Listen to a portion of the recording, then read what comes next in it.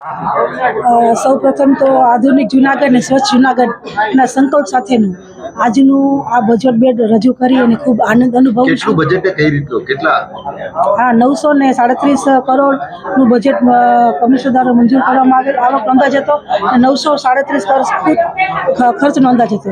એટલે લગભગ 3 લાખનું બજેટ અમે મંજૂર કરેલું છે. અને આજનું બજેટ ગરીબો, દિવ્યાંગો તેમજ સૈનિકોને ધ્યાન રાખી અને કોઈ પણ જાતના 1 પણ રૂપિયાનો વધારો નથી કરવામાં આવેલો. જે તે ગયા વર્ષનું બજેટ હતું તેને યથાવત રાખી અને આજનું આ બજેટ રજૂ કરતા મને ખૂબ આનંદ થાય છે. અને આજના બજેટમાં લગભગ જુનાગઢને સુખાકારી કરવા માટેની દરેક સુવિધાઓ આમાં તમે જોશો. દરેક જે પ્લાન હોય છે, જે સોલાર પ્લાન છે, સિટી બસના જે હોય છે તેવા અનેક પ્લાનો આમાં લીધેલા છે. એમાં સોલાર પ્લાન માટે પહેલાં 10% હતી, પરંતુ હવે 20% અમે એમાં જોગવાઈ કરેલી છે. એટલે જ્યારે ગ્રીન જુનાગઢને લગતા જ્યારે આપણે પ્રદૂષણને નુકસાન ન થાય એના માટે સિટી બસ, ઇલેક્ટ્રિક વાહનો વધુમાં વધુ અને એમાં પણ ટકાવારી ખૂબ ઓછા ટકાએ લોકો ખરીદી શકે એમના માટે અમે જોગવાઈ કરેલી છે. એટલે જે કંઈ પણ આજનું બજેટ રજૂ કરવામાં આવ્યું છે તે તદ્દન 1 રૂપિયાનો પણ વધારો કરવામાં આવેલ નથી.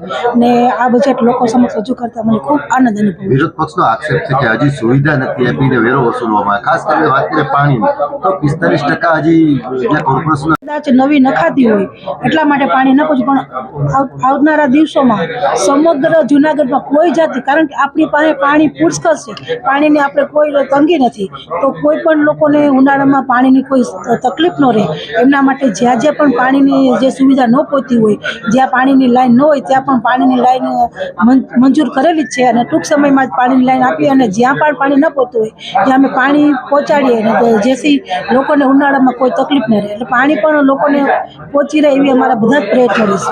ચૂંટણીલક્ષી બજેટ કહી શકાય? ના, ચૂંટણીલક્ષી નહીં, કારણ કે ગયા વર્ષે પણ આ જ બજેટ હતું. આમાં 1 રૂપિયાનો વધારો કરેલો નથી. એટલે જે તે ગયા વર્ષે બજેટ હતું એ જ યથાવત રાખવામાં આવેલ છે. 24 પછીનું જનરલ બોર્ડમાં બજેટ રજૂ થયું હતું. તેમાં અમે વિરોધ દરખાસ્ત રજૂ કરી હતી. તેમાં આપણે જોઈ શકીએ કે શાસક પક્ષ હર વર્ષે બજેટમાં જે જૂની યોજનાઓ છે એને રિપીટ કરી નવા કલર પેજ મૂકી અને બજેટ પસાર કરી દે ને જનતા ઉપર મોટા કરબો જ નાખે છે. આપણે જોઈ શકીએ કે લોકોને મહાનગર કક્ષાની સેવાઓ તો ઠીક, પણ પ્રાથમિક સુવિધાઓ પણ નથી મળતી, જેમાં સફાઈ, પાણી, લાઇટ અને રોડ રસ્તાઓની તો આપણે હાલત જૂનાગઢ આખું જોઈ રહ્યું છે કે જંગલ જેવા રસ્તાઓ બની ગયા. અને આપણે જોઈ શકીએ કે મહાનગર કક્ષાની જે સુવિધાઓ આપણને રેલવે ઓવરબ્રિજો છે, આંગણવાડી છે, રમતગમતના ગ્રાઉન્ડ છે, લાઇબ્રેરી છે, જે લોકો માટે કરવાનું હોય છે મહાનગરપાલિકાએ, તે એક પણ જાતની કોઈ પણ કામગીરી કરેલ નથી. તો આ બધું જ્યાં મહાનગરપાલિકા દિવસે ને દિવસે સેવાઓ ઘટાડતી જાય છે, લોકોની ફરિયાદ પણ સાંભળતી નથી. તો અમે એવી રજૂઆત કરી છે કે જ્યાં સુધી લોકોને સુવિધા ના મળે ત્યાં સુધી 1 રૂપિયાનો પણ વેરો વસૂલ કરવો જોઈએ નહીં. અને જ્યાં સુધી સુવિધા આપે ત્યારબાદ જ, સુવિધાઓ આપ્યા બાદ જ વેરા વસૂલાત કરવા જોઈએ એવી અમે રજૂઆત અને દરખાસ્ત મૂકી.